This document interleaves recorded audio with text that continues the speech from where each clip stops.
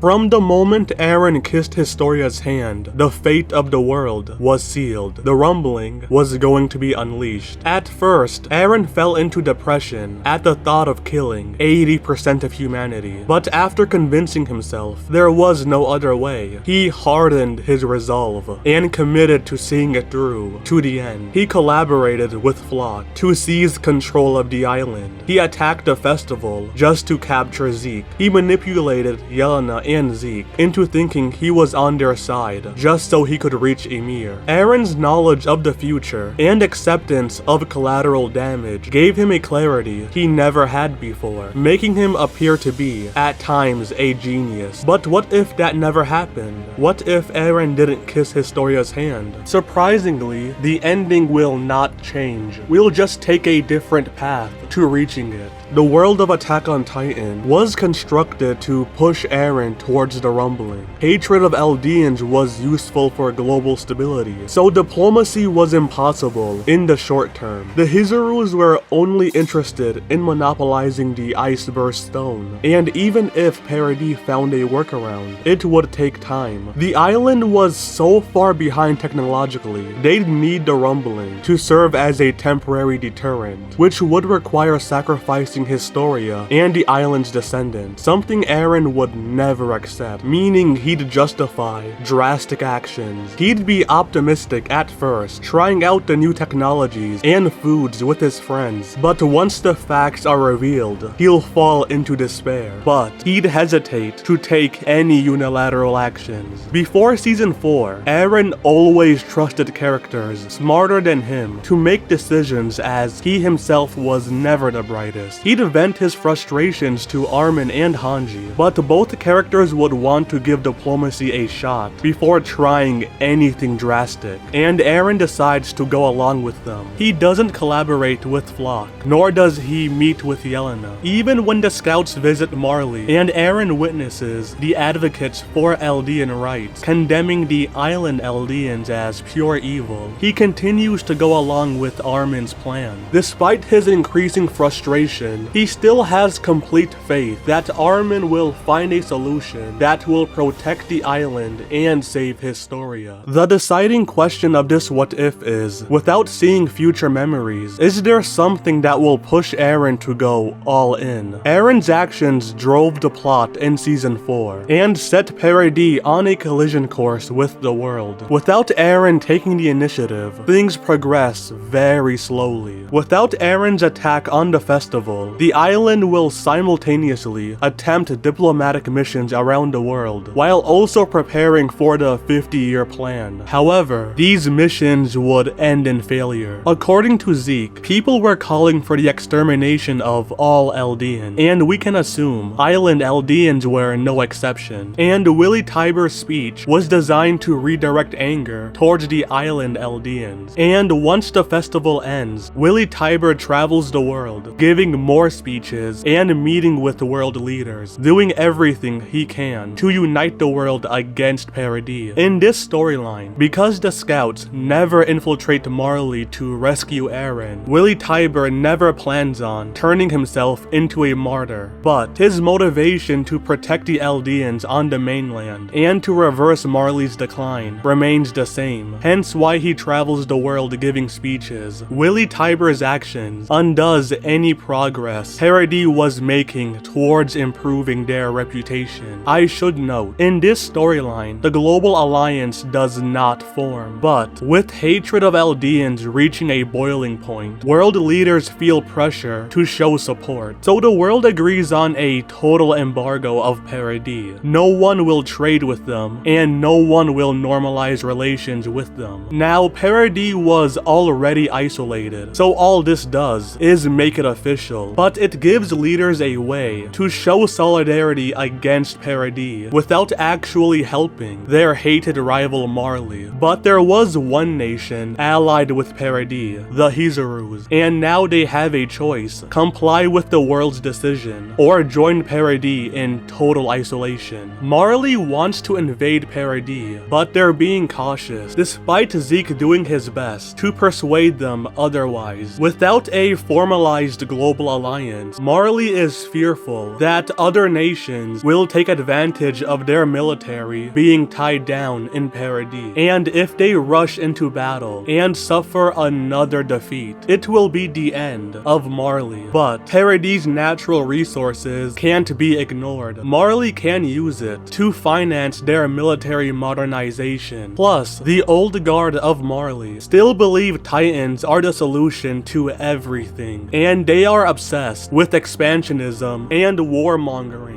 So despite Magath's pleading, Marley will only retool their military for 1 year before attacking Paradis. Magath understands that Marley's navy cannot be retooled in 1 year, but Marley's higher-ups believe capturing the Founding Titan will negate any need for actual reforms. The way they see it, reforming the military will make Marley stronger, but capturing the Founding Titan will make Marley the world's undisputed superpower. This is frustrating for Magath because Marley won't end their dependence on Titan or their love for war. As long as corrupt officials rule Marley, he knows nothing will change. For Zeke, Marley's plan is a nightmare. In 1 year's time, he'll be dead. Somehow, he'll need to speed things up and send Marley and Paradis on a collision course. Once news of all of this reaches Paradis, it sends them into a total panic. Willie Tiber's declaration of war was bad enough, but now there's a total embargo on the island. Plus, hatred of Eldians has gone into overdrive. All they can do is fortify the island and wait for the hysteria to die down. Then, they can reassess their position and decide on a next move. It's around this time that Eren decides to go all in with destroying everything, and it's because of a single meeting. Zachary wants to smuggle Zeke onto the island before Marley's invasion force is ready, but he prepares a contingency in case that plan fails. If they can't smuggle Zeke onto the island, then they'll either shatter Ani's crystal and give the female Titan to Historia, or they'll give Historia the colossal Titan by sacrificing Armin. The reactions to the backup plan are explosive. Eren begins shouting at Zachary for even considering it. Mikasa backs Eren up and completely rejects the plan. Hanji and Levi remain quiet, but are deeply bothered by the proposal, and Armin and Historia are too stunned to speak. Zachary does not back down. He's adamant Paradis must prepare for a scenario where Zeke double-crosses them. As soon as the meeting ends, Eren goes to meet with Historia. He wants to know whether Historia will go along with the plan if it ever came to it. Historia is terrified. She doesn't want to sacrifice her life or kill Armin, but she can't think of any alternatives. And despite Eren's outburst during the meeting, he can't think of anything else. It's naive to assume Zeke has good intentions. He most likely wants the Founding Titan for himself, so Zachary is correct to distrust him, but that means Armin's life is in danger, and there's nothing he can do about it. Eren vents his frustrations to Floch and finds a receptive audience. Floch has grown frustrated with Zachary and Hanji's obsession with diplomacy and neutrality. He wants to strike first and restore the Eldian Empire before the world destroys them. With Floch on his side, it's now possible to meet with Yelena, as Floch was assigned to watch her. Eren pretends to support Zeke's plan to win Yelena's support, and she reveals how Zeke plans on smuggling himself to the island. Eren sees this as his way out. Once Zeke is on the island, Armin and Historia will no longer be in danger. Though he does not trust Zeke, he knows from his experience with the Smiling Titan, once they make contact, he'll be the one in control. So all he has to do is play along until then. A few days later, Kiyomi returns to Paradis. She tells Zachary the Hizurus cannot sacrifice their relations with the world, even if they mine the Iceburst Stone. What's the point if no one will trade for it? But she offers to continue being Paradis' middleman with the world. Kiyomi also brings a message from Zeke. It contains Marley's invasion plans and suggests Paradis launch a first strike to destroy Marley's navy while they're conducting exercises near Liberio. And now we reach the main main crossroad of this what if. Will the scouts accept Zeke's offer? To Zachary, the offer sounds like a trap. Zeke had been freely maneuvering across Marley to organize the volunteers and meet with Kiyomi, but now he needs their help to escape. How are they supposed to verify the information he gave them is correct? Also, Paradis does not have a navy. If the attack goes wrong, the entire Survey Corps will be trapped in Marley. And if either Armin or Eren are captured, then Paradis is doomed. However, they don't have another way to smuggle Zeke to the island. Plus, the Survey Corps have completely rejected using Armin in place of Zeke. So, despite their misgivings, Zachary orders the scouts to attack Marley. For Zeke, his plan is both a trap and legitimate. By bringing the scouts to Marley, it will allow him to speak with Eren. If Eren's answers are satisfactory, then he won't betray them, and he'll go to the island with them. But if Eren's answers are not satisfactory, he'll crush the scouts, capture Eren, then he'll either undo Grisha's brainwashing, or he'll find someone more trustworthy to implement his plan. By this point in the story, Eren has a similar mindset to his season 4 self. The only difference is, he doesn't know how things will end. Eren doesn't know how to end Ymir's curse, nor does he plan on setting up his friends as heroes. All he cares about is protecting his friends and the island, and he believes destroying everything is the best way to do it. Without the attack on the festival, Eren isn't seen as a savior, so the Jaegerist will be much smaller in number. But they still have the wine, and that's enough to take the government hostage once Zeke is on the island. I should note that, in this version, Yelena had gone ahead and smuggled the wine before meeting with Eren. She was fully prepared to take control of Paradis herself, just to bring Zeke's plan to fruition. This is because the wine will be the only thing protecting Zeke, since Historia is not pregnant. Yelena wants to make sure the wine completely circulates the island before Zeke arrives. Eren was just taking too long to meet with her, and she could not risk Zeke's plan failing. What all of this means is, Yelena can take the government hostage the instant the scouts return from their mission. In Marley, as the scouts are waiting for the naval exercises to begin, Eren sneaks off to meet with Zeke. Eren tricks Zeke into believing he supports the euthanasia plan. He then brings Zeke back to the rendezvous point, and the scouts are not happy. They want to know what Eren spoke to Zeke about, but Eren doesn't respond to any of their questions. The scouts don't have time to push for answers. Marley's military exercises are about to begin. Before I continue, I should note that Marley's military is incompetent. In season 4, despite knowing the Colossal Titan might be one of their enemies, they still bunched up all their ships, and Armin destroyed them all in a single transformation. Marley is using this military exercise to measure the progress their navy is making, and Armin destroys all of it in a single transformation. The scouts retreat before Marley's military can mobilize a proper response, since the higher-ups already drank the wine. As soon as the scouts return to Paradis, Yelena and the Jaegerist seize control of the island and force Zachary to allow Eren and Zeke to begin the rumbling. In the past, things play out the same until Zeke pulls Eren into Grisha's memories. That's where things get weird. This Eren would be genuinely surprised by Grisha dropping the knife, and he wouldn't know he can send memories to Grisha. The most likely result of this is Grisha not killing Frida, leaving Zeke and Eren completely dumbfounded by the turn of events. A lot of my What If series break the timeline, but none of them have the characters watching it break in real time. The only way the timeline does not break is if Eren unlocks Grisha's memories the instant he makes contact with Zeke. If that happens, once Eren reaches Ymir, he'll learn how to break the Titan curse, and would manipulate past events to reach that ending. If Eren doesn't do this, then a total rumbling would occur, and Ymir's curse would not be lifted. For Mikasa to kill Eren, she'd need assistance from Peak, Reiner, and Falco, all of whom are currently in Marley and are being crushed by the Colossal Titan, which is why he'd manipulate past events to make sure that his past self kisses Historia's hand. I have my own theory that if Attack on Titan's timeline had a starting point, it would be this one, and the Eren in this What If would be the first one. But what do you guys think? How would the story unfold if Eren did not kiss Historia's hand? Leave your comments below, and I'll see you next time.